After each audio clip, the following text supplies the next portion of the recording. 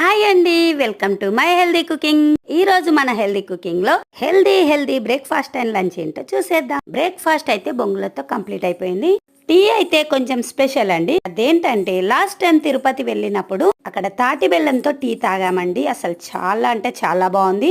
Health కూడా చాలా మంచిదని చెప్పారు. ఇంకా ఈ తాటి బెల్లంలో జింజర్ ఫ్లేవర్ కూడా ఉంటుందండి. అందుకే ఎక్కడ కనిపించినా తీసుకొచ్చి అప్పుడప్పుడు ఇలా టీ పెడతాను. ఇంకా లాస్ట్ టైం మీకు మట్టి పెనం గురించి చూపించాను కదండి, అది టీతో స్టార్ట్ చేశాను. పెనం అయితే చాలా బాగుంది. ఇంకా లంచ్ కోసం అయితే తోటకూరతో కోఫ్తా కర్రీ ట్రై చేశానండి. చాలా బాగుంది. ఫస్ట్ టైం ట్రై చేశాను. ముందుగా తోటకూర, పచ్చిమిర్చి, అల్లం ముక్క, కొంచెం వాటర్ వేసి ఉడికించాలండి. ఉడికించిన తర్వాత ఇలా స్మూత్ గా పేస్ట్ చేసుకున్న తర్వాత సరిపడా సాల్ట్, తినే సోడా, థిక్నెస్ కి తగినట్టుగా శనగపిండి యాడ్ చేసుకోండి. ఈ విధంగా ఆవిరికి ఉడికించేసుకున్నాను. అది ఉడికే లోపు గ్రేవీ రెడీ చేసుకుందాం. పాన్ లో ఆయిల్ వేసేసి టమాటో, ఆనియన్ పేస్ట్ ని వేసుకొని సిమ్ లో పెట్టి ఉడికించుకోవాలండి. అది కాస్త దగ్గర పడిన తర్వాత కొంచెం కాజు పేస్ట్ ని యాడ్ చేసుకున్నానండి. వద్దనుకునే వాళ్ళు స్కిప్ చేసుకోవచ్చు. కాజు వేయడం వల్ల మాత్రం రెస్టారెంట్ స్టైల్లో గ్రేవీ టేస్ట్ వస్తుంది. ఇందులోనే కొంచెం కారం పొడి, కొత్తిమీర, కరివేపాకు యాడ్ చేసుకున్నాను. పెట్టి ఆయిల్ పైకి తేలే వరకు ఉడికించుకోవాలి. ఈ లోపు చూసారు కదండి, తక్కువ కోఫ్తా బేస్ అయితే ఉడికిపోయింది. మనకు నచ్చిన షేప్ లో కట్ చేసుకోండి. డైమండ్ షేప్ లో కట్ చేసుకున్నాను.